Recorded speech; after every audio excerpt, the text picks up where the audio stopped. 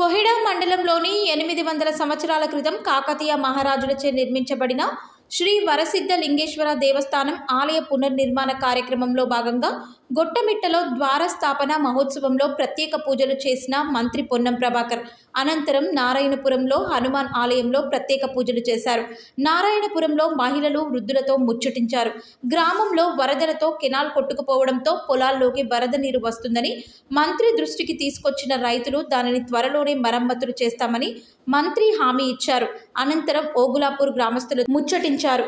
గ్రామంలో ఉన్న సమస్యలపై ఆరా తీశారు. కోహడా మండలం రామచంద్రపురంలో ఇటీవల కెనాల్లో పడి మృతి చెందిన గ్రామ కాంగ్రెస్ పార్టీ అధ్యక్షులు బొబ్బల కనకారెడ్డి చిత్రపటానికి నివాళులర్పించారు. వారి కుటుంబ సభ్యులను పరామర్శించి ఓదార్చారు. కనకారెడ్డి మృతి పార్టీకి తీరని లోటు అని, వారి కుటుంబానికి అన్ని విధాలుగా అండగా ఉంటామని హామీ ఇచ్చారు. కార్యక్రమంలో ముఖ్య నాయకులు, కార్యకర్తలు పాల్గొన్నారు.